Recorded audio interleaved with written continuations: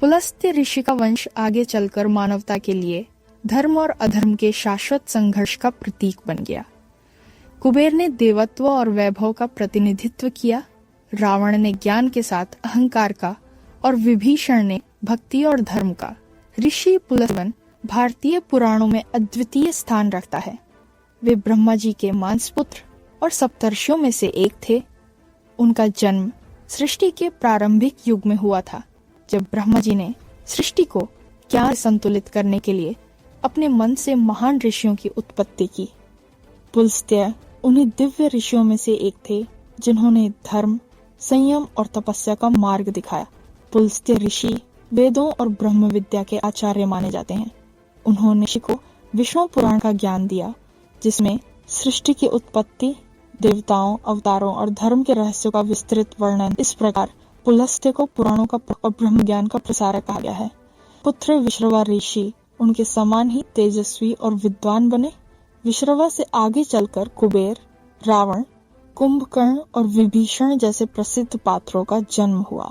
पुलस्त्य का यह वंश आगे चलकर लंका, रामायण और धर्म अधर्म के महान युद्ध का कारण बना। जहाँ कुबेर ने देवत्व और समृद्धि का मार्ग अपनाया, वहीं रावण ने अपने ज्ञान के बावजूद अहंकार और अधर्म को चुना। विभीषण ने अपने पूर्वजों की धर्म परायणता को आगे बढ़ाया और भगवान श्री राम का साथ देकर धर्म की रक्षा की।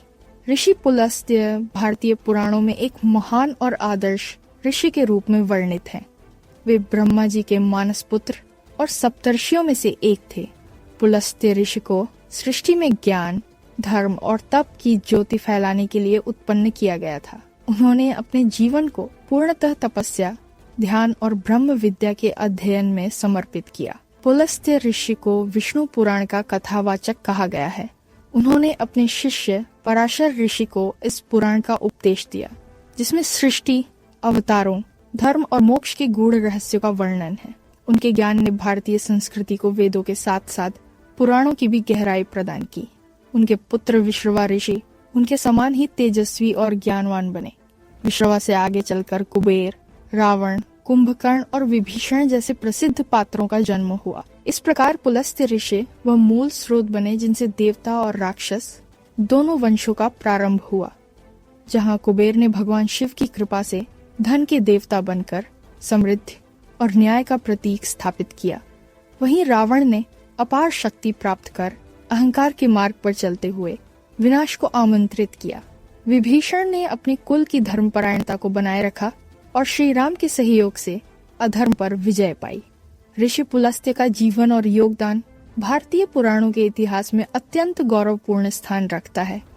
वे ब्रह्मा जी के मानसपुत्र तथा सप्तर्षियों में से एक थे। उनका जन्म सृष्टि के प्रारंभ में हुआ था, जब ब्रह्मा ने तप, ज्ञान और धर्म के माध्यम से ब्रह्मांड के संतुलन को स्थापित करने का निश्चय किया। पुलस्त्य ऋषि का जीवन इसी उद्देश्य का प्रतीक है। वे अत्यंत ध्यानस्थ, संयमी और ब्रह्म विद्या के ज्ञाता थे। पुलस्त्य ऋषि ने अनेक शिष्यों को वेद, योग और धर्म के रहस्यों का ज्ञान दिया। उन्होंने अपने शिष्य पराशर ऋषि को विष्णु पुराण का उपदेश दिया, जो आज भी सृष्टि, धर्म और भगवान विष्णु के स्वरूप को समझने का प्रमुख ग्रंथ है। पुलस्त्य ऋषि के पुत्र विश्रवा ऋषि हुए, जो स्वयं महान तपस्वी और विद्वान बने। विश्रवा के वंश में आगे चलकर कुबेर, रावण, कुंभकर्ण और विभीषण जैसे महान और प्रसिद्ध पात्रों का जन्म हुआ। पुलस्त्य का वंश इस प्रकार देवता और राक्षसों के संगम का आधार बना। जहाँ कुबेर ने भगवान शिव की आराधना कर देवताओं में स्थान पाया, वहीं रावण ने अहंकारवश अधर्म का मार्ग चुना और अपने विनाश का कारण बना। विभीषण ने धर्म का पालन करते हुए श्री राम का साथ दिया और लंका में धर्मराज्य की स्थापना की। ऋषि पुलस्त्य का नाम वेदों और पुराणों में अत्यंत आदर और श्रद्धा के साथ लिया जाता है।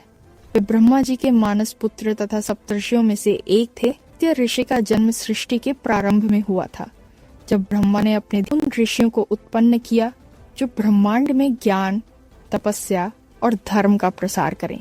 पुलस्त्य ऋषि अत्यंत तेजस्वी, तपस्वी और ज्ञानवान माने गए।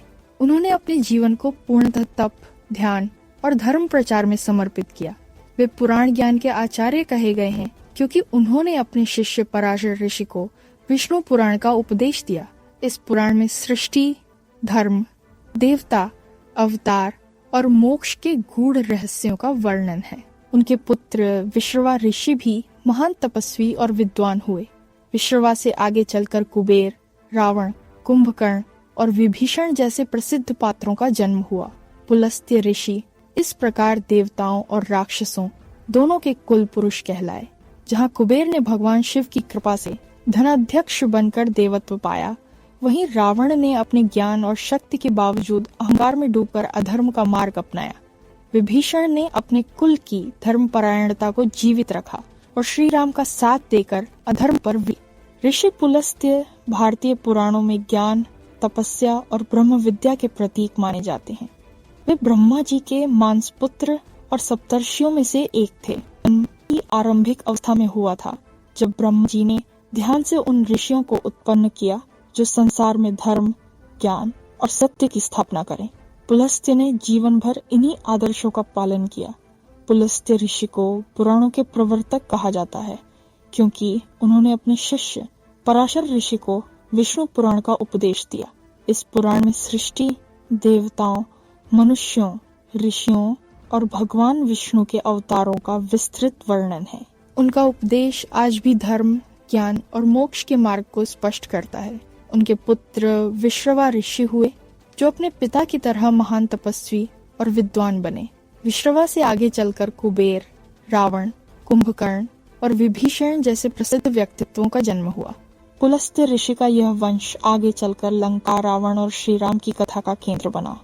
जहाँ कुबेर ने देवताओं में धन के अधिपति बनकर समृद्धि और न्याय का प्रतीक प्रस्तुत किया, वहीं रावण ने अपने ज्ञान और वरदानों के बावजूद अहंकार के कारण पतन पाया। विभीषण ने अपने कुल की धर्मपरायणता को आगे बढ़ा श्री राम का साथ दिया और लंका में धर्म की स्थापना की। ऋषि पुलस्त्य का जीवन भारती में ज्ञान, तपस्या और धर्म के आदर्श स्वरूप के रूप में जाना जाता है। वे ब्रह्मा जी के मानसपुत्र और सप्तर्षियों में से एक थे। पुलस्त्य ऋषि ने अपना जीवन वेदों और ब्रह्म विद्या के अध्ययन तथा सृष्टि में धर्म की स्थापना के लिए समर्पित किया। पुलस्त्य ऋषि का स्थान इसलिए भी विशेष है क्योंकि उन्होंने पराशर ऋषि को विष्णु पुराण का उपदेश। यह पुराण आज भी सृष्टि, धर्म, कर्म और भगवान विष्णु के अवतारों के ज्ञान का प्रमुख ग्रंथ माना जाता है। उनके उपदेशों ने आने वाली पीढ़ियों को सत्य, संयम और भक्ति का मार्ग दिखाया। उनके पुत्र विश्रवा ऋषि थे जो स्वयं अत्यंत तेजस्वी और विद्वान बने। विश्रवा से आगे चलकर कुबेर, रावण, कुंभकर्ण और विभीषण जैसे प्रसिद्ध पात्रों का जन्म हुआ। पुलस्त्य का वंश इस प्रकार देवता और राक्षसों के संगम का आधार बना। जहाँ कुबेर ने भगवान शिव की आराधना कर देवताओं में धनाध्यक्ष का पद पाया, वहीं रावण ने अत्यधिक ज्ञान और शक्ति प्राप्त कर भी अहंकार के कारण अधर्म का मार्ग अपनाया। इसके विपरीत विभीषण ने अपने पूर्वजों की धर्मपरायणता को अपनाया और भगवान श्री राम का साथ देकर सत्य और धर्म की विजय सुनिश्चित की। ऋषि पुलस्त्य का जीवन भारतीय पुराणों में अद्भुत तेज, तपस्या और ज्ञान का प्रतीक माना गया है। वे ब्रह्मा जी के मानस पुत्र तथा सप्तर्षियों में से एक थे। पुलस्त्य ऋषि ने सृष्टि की आरंभिक अवस्था में धर्म, ब्रह्म ज्ञान और सत्य का प्रसार किया। उनका जीवन यह दर्शाता है कि ज्ञान और तपस्या ही मानव जीवन का सर्वोच्च उद्देश्य है। पुलस्त्य ऋषि का योगदान विशेष रूप से पुराण परंपरा में अमर है।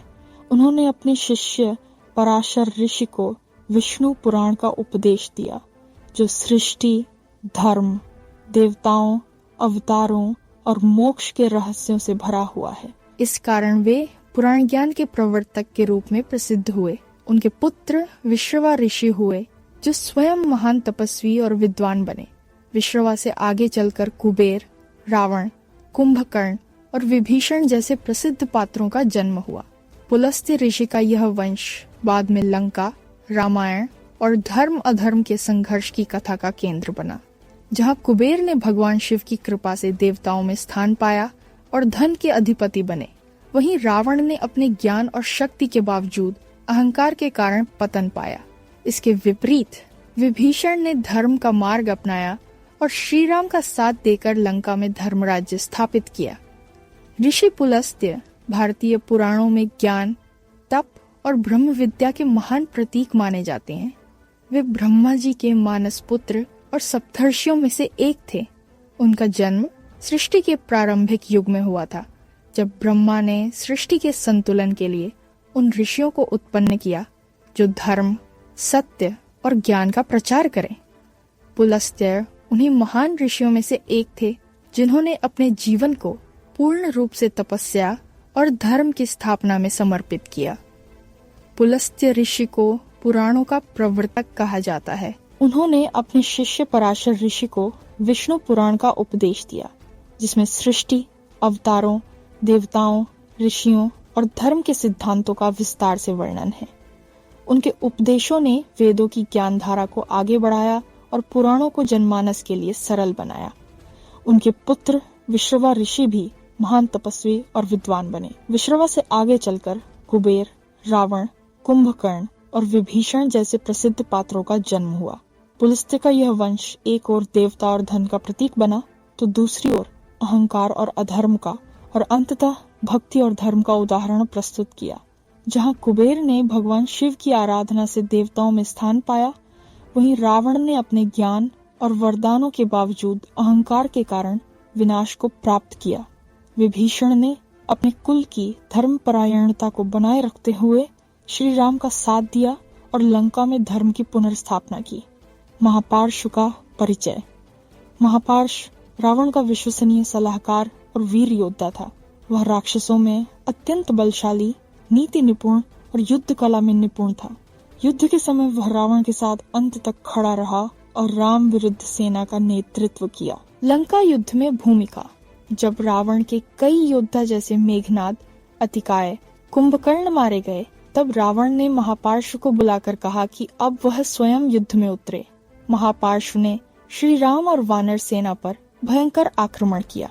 उसने अपने माया और शक्ति से अनेक भ्रम और अस्त्र चलाए, जिससे वानर सेना में भय फैल गया। महापार्श्व का वध। श्री राम ने उसे युद्ध भूमि में चुनौती दी। दोनों के बीच भीषण युद्ध हुआ।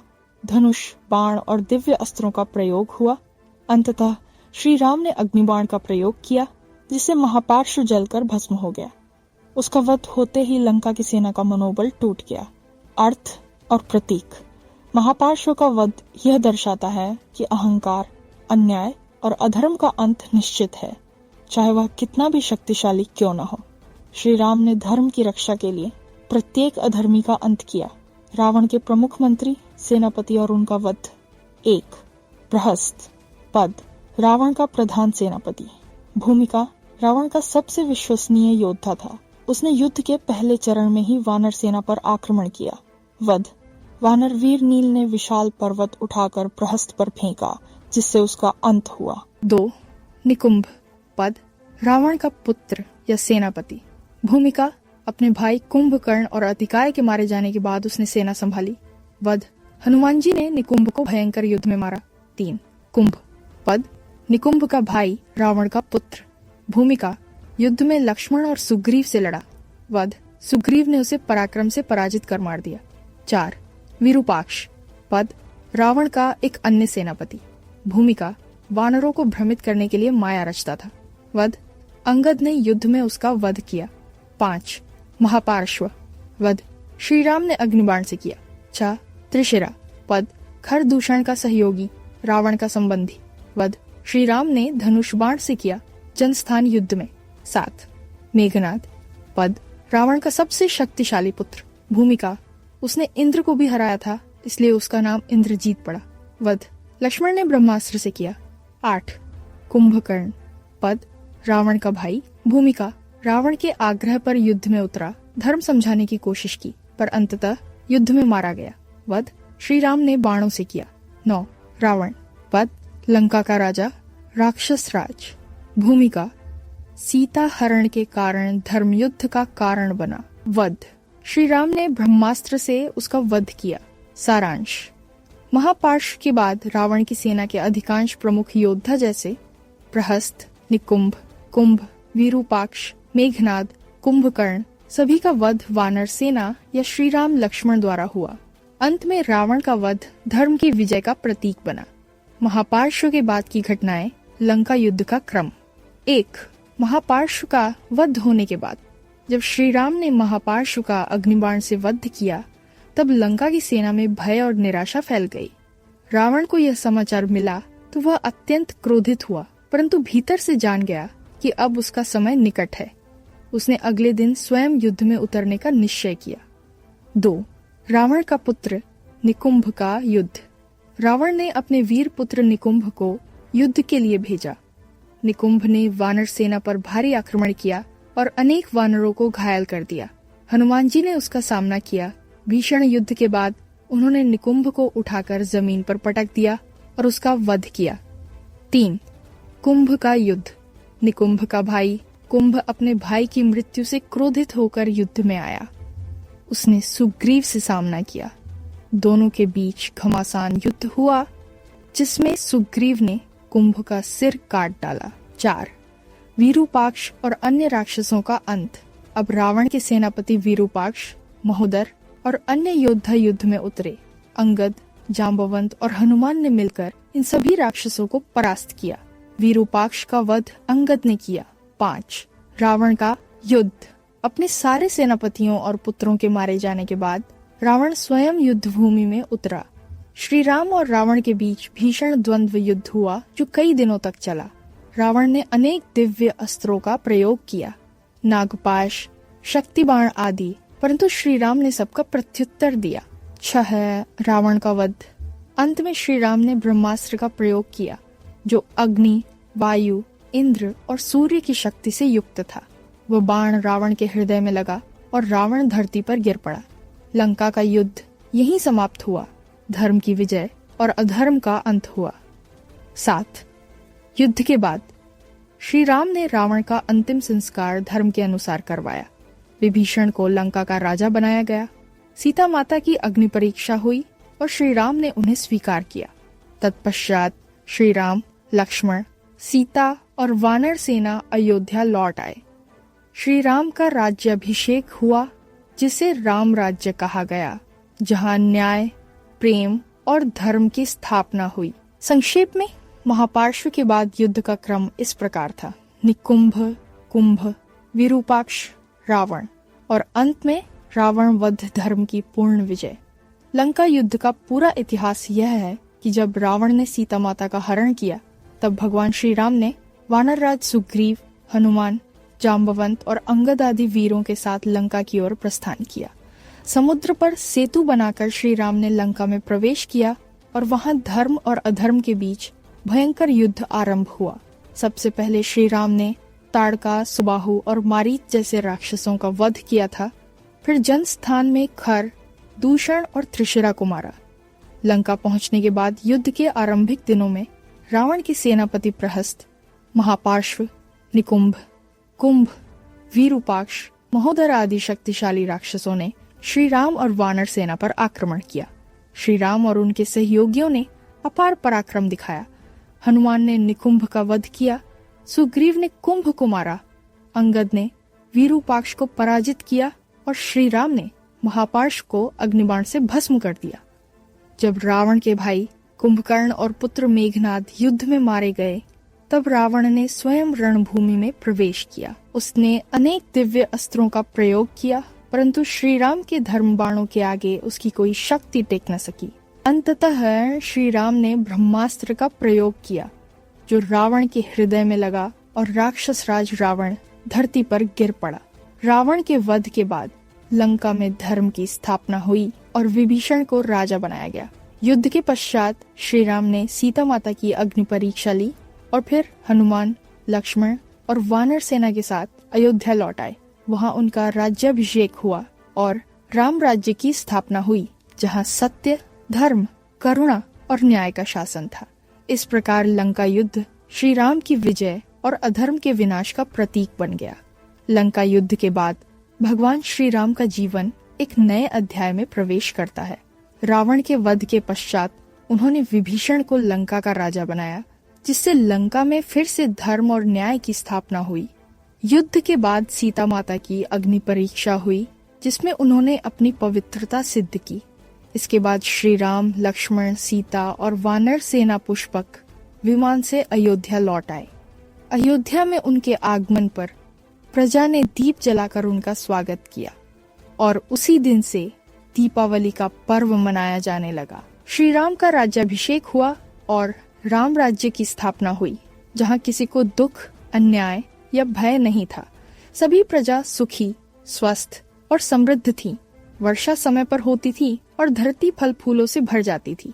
लेकिन कुछ समय बाद अयोध्या के कुछ नागरिकों ने सीता माता की अग्नि परीक्षा पर संदेह व्यक्त किया।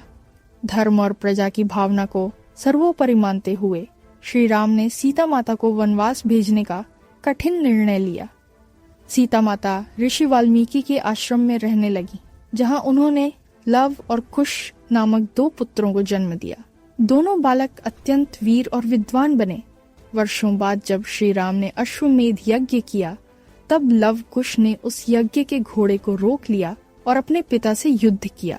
तब वाल्मीकि ऋषि ने आकर सत्य प्रकट किया कि लव और कुश स्वयं श्री राम के पुत्र हैं।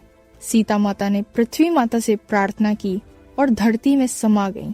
श्री राम के पृथ्वी से प्रस्थान के बाद का काल एक अत्यंत पवित्र और आध्यात्मिक युग का आरंभ माना जाता है।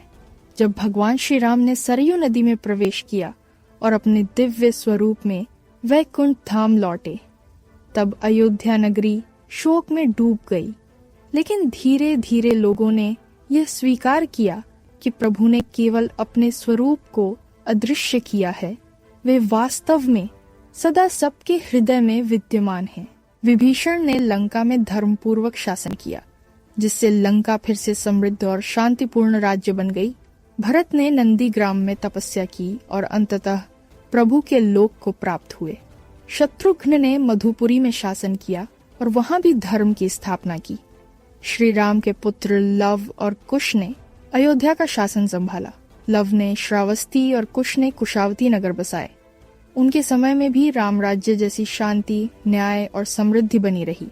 समय के साथ श्री राम की कथा, उनके आदर्श और उनकी मर्यादा मानव समाज का मार्गदर्शन करती रही। वाल्मीकि ऋषि द्वारा रचित रामायण में यह कथा अमर हो गई और आगे चलकर तुलसीदास ने रामचरितमानस में इसे भक्ति और प्रेम से भर दिया। राम राज्य का आदर्श भारतीय संस्कृति की आत्मा बन गया, जहाँ राजा धर्म का पालन करता है, प्रजा सुखी रहती है और सबका कल्याण होता है। श्री राम के लोक से प्रस्थान के बहुत समय बाद भी उनका प्रभाव पृथ्वी पर अमिट रहा। उनके आदर्शों पर चलने वाले अनेक राजाओं ने राम राज्य जैसी व्यवस्था कायम करने का प्रयास किया। अयोध्या की संस्कृति, नीति और धर्म का संदेश दूर दूर तक फैल गया। लव और कुश के वंशजों ने उत्तर भारत में कई नगर बसाए, जिनमें श्रावस्ती, कुशावती, पाटलिपुत्र आदि प्रमुख बने। लंका में विभीषण के वंशजों ने भी कई पीढ़ियों तक धर्म पूर्वक शासन किया, जिससे लंका फिर से समृद्धि का प्रतीक बन गई। कालांतर में श्री राम की कथा लोक परंपराओं में, मंदिरों में और जनमानस में गहराई से रच बस गई। भारत के हर प्रांत में रामायण की अनेक रूपों में रचनाएं हुई। संस्कृत में वाल्मीकि रामायण, तमिल में कंभ रामायण, अवधी में तुलसीदास का रामचरितमानस, तेलुगु में रंगनाथ रामायणम आदि। इन सब ने श्री राम के आदर्शों को युगों तक जीवित रखा। श्री राम की उपासना धीरे धीरे एक भक्ति आंदोलन का रूप ले ली, जिसमें उन्हें भगवान विष्णु के अवतार के रूप में पूजा जाने लगा। भक्ति युग में संतों और कवियों ने श्री राम के नाम को मुक्ति का मार्ग बताया। राम नाम मानव जीवन का आश्रय बन गया। राम शब्द स्वयं शांति, प्रेम और धर्म का प्रतीक माना गया। श्री राम के युग के बहुत लंबे समय बाद भी उनका प्रभाव मानव सभ्यता की आत्मा में समाया रहा। समय बदलता गया, परंतु राम का आदर्श सत्य, धर्म, करुणा और मर्यादा हर युग में लोगों के जीवन का मार्गदर्शक बना रहा। रामायण केवल एक कथा नहीं रही, बल्कि मानव जीवन का दर्शन बन गई। जब अधर्म बढ़ा और अन्याय फैला, तब लोग श्री राम के उदाहरण से प्रेरणा लेकर धर्म की राह पर लौटे। श्री राम के वंशजों के राज्य धीरे धीरे इतिहास का हिस्सा बन गए, किंतु उनका नाम और आदर्श लोक कथाओं, मंदिरों, त्योहारों और संस्कृति में जीवित रहे। दीपावली आज भी उस दिन की स्मृति है जब श्री राम अयोध्या लौटे थे और रामनवमी उनके अवतार दिवस के रूप में मनाई जाती है। दक्षिण भारत से लेकर उत्तर भारत तक, पूर्व के द्वीपों से लेकर हिमालय की घाटियों तक श्री राम की भक्ति का प्रसार हुआ। दक्षिण पूर्व एशिया के देशों जैसे इंडोनेशिया, थाईलैंड, कंबोडिया और लाओस तक रामायण की परंपरा पहुंची, जहां आज भी राम और सीता के नाम आदरपूर्वक गाए जाते हैं। समय के साथ श्री राम मानवता के सार्वभौमिक प्रतीक बन गए, जिनका अर्थ केवल धर्म या युद्ध नहीं बल्कि मर्यादा, दया और आदर्श जीवन जीने की कला है। उनके चरित्र ने यह सिखाया कि सच्ची विजय तलवार से नहीं बल्कि सत्य, संयम और करुणा से होती है। श्री राम के बाद के युगों में जब समय आगे बढ़ा तो मानव सभ्यता ने अनेक परिवर्तन देखे, लेकिन श्री राम का आदर्श और उनकी शिक्षाएं हर युग में जीवित रहीं। सत्य, करुणा और धर्म का वह प्रकाश जो उन्होंने स्थापित किया था, आगे आने वाले राजाओं, संतों और जनसमाज के लिए दिशा सूचक बना। युगों के परिवर्तन के साथ त्रेता युग समाप्त हुआ और द्वापर युग आरंभ हुआ। उस युग में भगवान श्री कृष्ण ने जन्म लिया। वे भी विष्णु के ही अवतार थे, जैसे श्री राम। जहाँ श्री राम ने धर्म की मर्यादा स्थापित की, वहीं श्री कृष्ण ने धर्म का रहस्य और कर्म का सिद्धांत सिखाया। दोनों ही अवतारों ने एक ही उद्देश्य पूरा किया, अधर्म का नाश और धर्म स्थापना। इसके बाद कलयुग का आरंभ हुआ, जहां अंधकार, असत्य और लोभ बढ़ने लगा, परंतु राम का नाम लोगों के जीवन में एक दीपक की तरह जलता रहा। संतों, कवियों और भक्तों ने राम नाम को मुक्ति का मार्ग बताया। तुलसीदास ने कहा, राम नाम मनोहर करी, मिटे सकल अघ भारी। इस युग में भले ही सत्य का अभाव दिखे, पर राम का नाम मन में हो तो जीवन में शांति बनी रहती है। आज भी हर युग, हर धर्म, हर संस्कृति में श्री राम केवल एक राजा नहीं बल्कि धर्म, न्याय, प्रेम और आदर्श के प्रतीक माने जाते हैं। जब मानवता भटकती है, तब श्री राम की कथा उसे सही राह दिखाती है। श्री राम के बाद जब युगों का परिवर्तन जारी रहा, तब भी उनका प्रभाव केवल भारत में ही नहीं बल्कि पूरी मानव सभ्यता में फैलता गया। त्रेता युग के अंत के बाद द्वापर युग बीत गया, फिर कलयुग का आरंभ हुआ और अब भी राम नाम युगों को जोड़ने वाला एक शाश्वत सूत्र बन चुका है। कलयुग में भी राम का आदर्श मिटा नहीं, लोगों ने उनके जीवन को एक आदर्श ग्रंथ के रूप में अपनाया। राजा के रूप में उनकी न्यायप्रियता, पुत्र के रूप में उनकी आज्ञाकारिता, पति के रूप में उनकी निष्ठा और मानव के रूप में उनका संयम हर युग में उदाहरण बना। समय के साथ अनेक संतों, महापुरुषों और कवियों ने राम के नाम को भक्ति, ध्यान और मुक्ति का माध्यम बनाया। तुलसीदास, कबीर, मीराबाई, रामानुजाचार्य और अन्य अनेक संतों ने राम को अपने हृदय का केंद्र बना लिया। जब सभ्यता ने विज्ञान, तकनीक और नए युगों में प्रवेश किया, तब भी राम की मर्यादा मानवता के नैतिक आधार के रूप में जीवित रही। आधुनिक समाज में भी राम राज्य का विचार आदर्श शासन और न्यायपूर्ण समाज की पहचान बन गया। दुनिया के कई देशों में जहाँ जहाँ भारतीय संस्कृति पहुँची, वहाँ रामायण ने लोगों को यह सिखाया कि अच्छाई की विजय सदैव निश्चित होती है। आज भी हर दीपावली पर जब दीप जलते हैं तो वे केवल अंधकार मिटाने के लिए नहीं बल्कि यह याद दिलाने के लिए होते हैं कि राम हर युग में जीवित हैं, हमारे मन के भीतर, हमारे कर्मों में और हमारी संस्कृति की आत्मा में। श्री राम के युग और उनके अवतार की कथा समाप्त होने के बहुत लंबे समय बाद भी समय के प्रवाह ने सभ्यता, धर्म और मानवता के स्वरूप को बदल दिया, परंतु राम का नाम समय से परे होकर सनातन सत्य बन गया। जब पृथ्वी पर युगों के चक्र घूमते रहे, द्वापर बीता, कलयुग गहराता गया, तब भी श्री राम की स्मृति, मर्यादा और आदर्श मानव मन के भीतर धड़कते रहे। लाखों वर्षों के बाद भी जब नए धर्म, नए राष्ट्र, नई भाषाएं और नई मान्यताएं उत्पन्न हुईं, तब भी राम का आदर्श सत्य और धर्म के सार्वभौमिक प्रतीक के रूप में जीवित रहा। भारत में ही नहीं बल्कि नेपाल, इंडोनेशिया, थाईलैंड, कंबोडिया और अन्य देशों में भी रामायण की परंपरा फैल गई।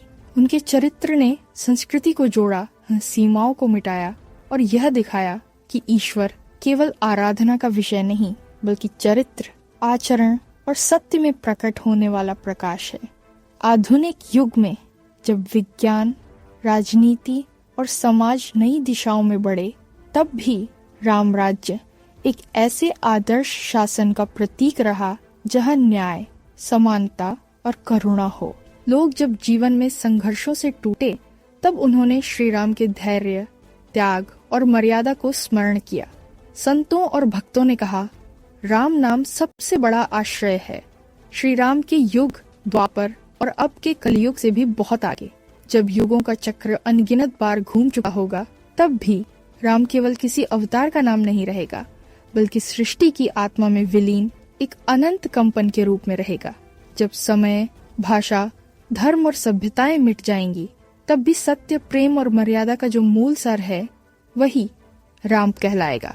भविष्य में जब नए युग आएंगे, नई पृथ्वी, नई सभ्यताएं, नए नाम और रूप होंगे, तब भी राम का भाव हर प्राणी में रहेगा। किसी के ध्यान में, किसी के कर्म में, किसी के सत्य में, ब्रह्मांड के हर युग में राम वो दिव्य चेतना रहेगा जो अंधकार को दूर करने वाली ज्योति है। जैसे वे त्रेता युग में धर्म के लिए लड़े, वैसे ही हर युग में जब जब अधर्म बढ़ेगा, उनका प्रकाश फिर लौटेगा, कभी नाम बदलकर, कभी रूप बदलकर, लेकिन उद्देश्य वही रहेगा, सत्य की विजय और करुणा का प्रसार।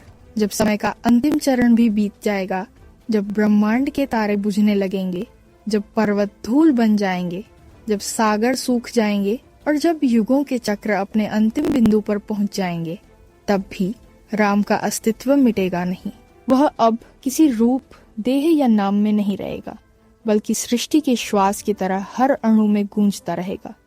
उस समय जब सब कुछ शून्य प्रतीत होगा, तब भी उस शून्य के भीतर राम का कंपन जीवित रहेगा। वह कंपन जो सृष्टि को पुनः जन्म देने की शक्ति रखता है। राम तब एक अनंत ऊर्जा होगा जो पुनः नए युगों को जन्म देगी। जैसे हर प्रलय के बाद सृष्टि फिर खिल उठती है, फिर जब नया युग आरंभ होगा, नई चेतना जागेगी, नई सभ्यता जन्म लेगी, तब किसी बालक के मन में, किसी संत के ध्यान में या किसी प्राणी के हृदय में राम का नाम फिर से फूट पड़ेगा। वही नाम फिर से लोगों को धर्म, प्रेम और सत्य की राह दिखाएगा। जब सृष्टि की पुनर्रचना फिर से शुरू होती है, जब ब्रह्मा नया ब्रह्मांड रचने बैठते हैं और आकाश में पहला प्रकाश फूटता है, उसी क्षण फिर राम का भाव ब्रह्मांड की पहली ध्वनि में समा जाता है। वह ओम की नाद में छिपा रहता है, जो हर जीव के भीतर जीवन का कंपन बनता है। फिर धीरे धीरे नए युग, नए लोक, नई प्रजातियां जन्म लेती हैं, परंतु हर युग में कुछ आत्माएं ऐसी होती हैं जो भीतर से उस पुरानी दिव्यता को पहचान लेती हैं। वही राम तत्व जो करुणा, मर्यादा और सत्य का रूप है। वे भले ही श्री राम का नाम न जाने, पर जब वे सत्य के लिए खड़े होते हैं, जब वे किसी के आंसू पोंछते हैं, जब वे न्याय के लिए संघर्ष करते हैं, तब राम उनमें जीवित हो उठते हैं। इस प्रकार राम अब किसी एक नाम, रूप या कथा तक सीमित नहीं रहते।